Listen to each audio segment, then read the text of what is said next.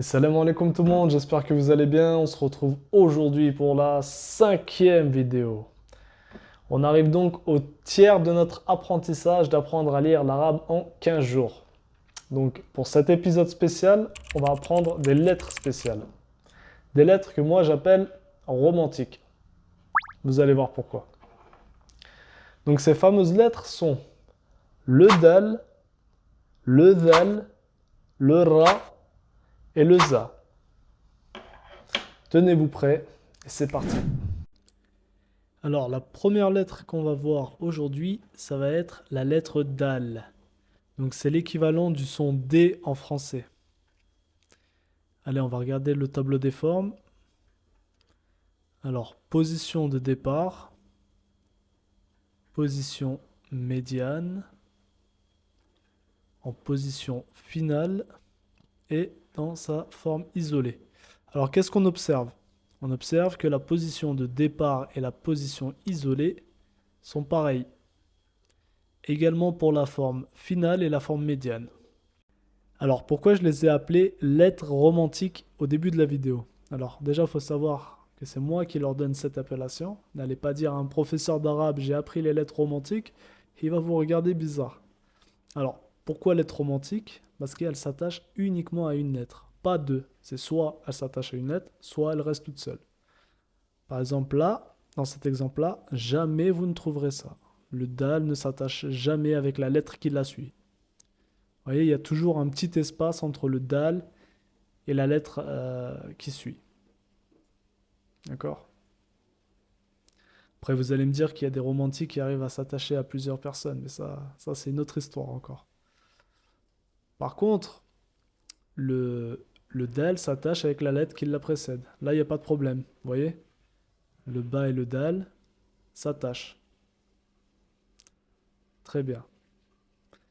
Allez, on va voir quelques exemples. Je vous laisse mettre pause et on va corriger maintenant. C'est parti. Alors, premier dal dans le premier exemple. Il est en position de départ ou en position isolée. C'est pareil. Vous voyez, il y a un espace avec la lettre qui la suit. Il a la voyelle OU au-dessus. Ça nous donne le son DOU. Deuxième exemple. Là, notre dal est en position médiane. Il a la même forme que la forme finale également, mais vu qu'il est entre deux lettres, on va dire qu'il est en position médiane. Il a la voyelle I en dessous, donc le son DI. Dernier exemple. Notre dal est en position finale. Il a la voyelle OU au-dessus de lui. Ça nous donne le son DOU. Ok, on remet une seconde fois la vidéo en pause. On cherche les lettres qu'on a apprises avant et on corrige maintenant. C'est parti. Alors, dans le premier exemple, on a la lettre Ta en position médiane avec le OU au-dessus, donc le son TOU. Dans le dernier exemple, on a également le Ta avec une shadda et un A, ça nous donne Ta. Et juste à côté, je ne sais pas si vous l'avez reconnu, on a le Ha avec la voyelle I, donc Hi. On a presque le mot en entier, ça nous donne Tahidou. Alors la seconde lettre qu'on va voir, c'est la lettre Dhal. Alors le son va. C'est un son qu'on n'a pas en français, mais c'est un son relativement facile. En fait, c'est le son za, donc Z, mais avec la langue entre les dents. Donc ça va donner tha, thi, thu. C'est l'équivalent du TH anglais si vous connaissez. That, this. Alors le tableau des formes. Donc là, c'est tout pareil que la lettre dal. Sauf que lui, il a un point au-dessus.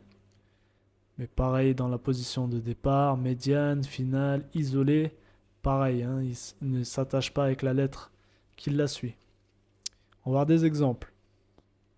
Je vous laisse mettre pause, chercher les dalles et on corrige maintenant. C'est parti. Premier dal. Donc là, il est en position médiane. Il a une shadda au-dessus de lui et la voyelle A, donc dha. on dédouble zal et on met la voyelle sur le dernier zal. Donc za. Deuxième exemple, là notre zal est en position de départ ou isolé. Vous voyez bien, il n'est pas attaché.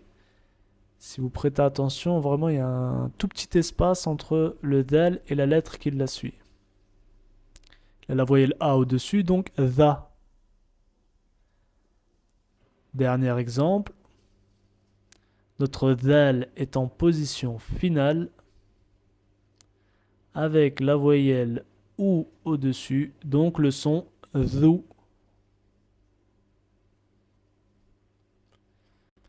Allez, je vous laisse chercher les 2 lettres supplémentaires qu'on connaît. Mettez la vidéo en pause et on corrige maintenant. C'est parti.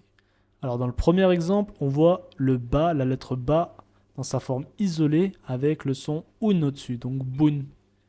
Deuxième exemple, on voit également le b avec le un aussi, donc boun. Alors le ra, c'est un son pas facile à produire quand on n'a pas l'habitude de rouler les R. En fait, la langue, elle fait comme ça, elle vibre dans la bouche. Ra, ra, ra, ra, ra, ré, ro. D'accord? Donc, entraînez-vous, il n'y a pas vraiment de formule secrète. J'ai quand même peut-être un petit tuto à vous dire. Alors, pour vous entraîner, tenez-vous bien droit. Vous mettez la main, cette main-là, comme ça, l'autre comme ça. Et là, vous faites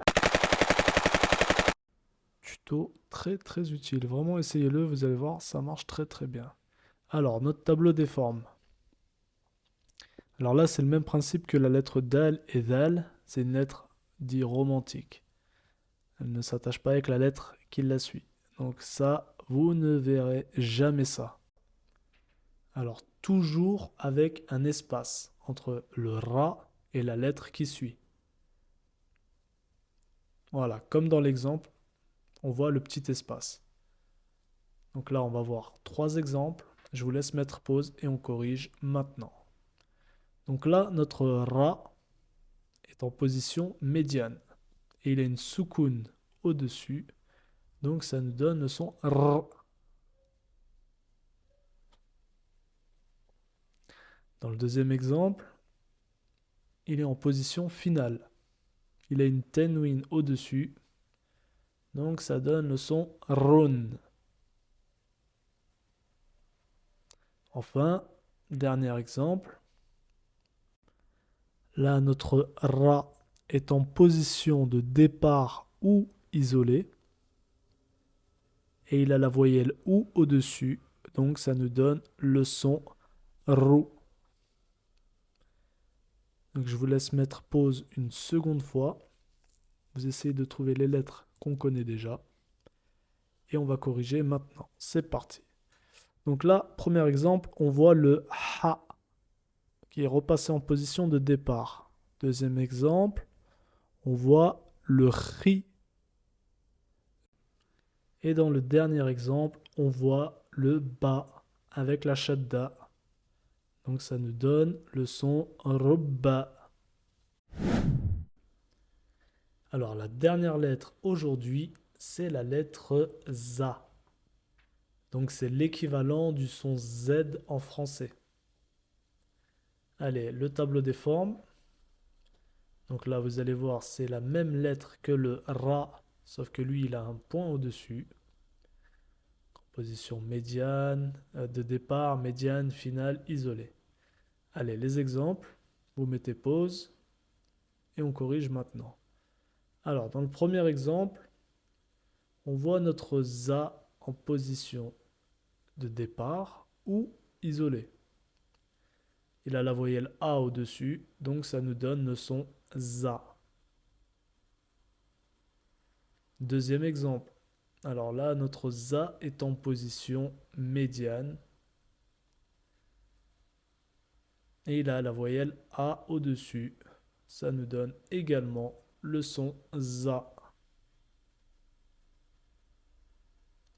Enfin, dernier exemple.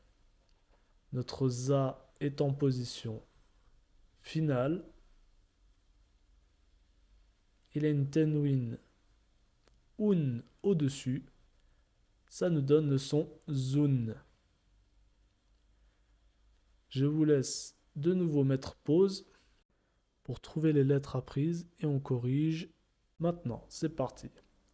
Alors, dans le deuxième exemple, on a la lettre Jim à la fin, en position isolée avec la voyelle I, donc J. Dernier exemple, on a le Ra avec une soukoun au-dessus. Donc attention à ne pas confondre avec le Za, hein. C'est une soukoun. Allez, le petit tableau récap des lettres apprises aujourd'hui. Donc on a vu la lettre Dal, Dhal, Ra et Za.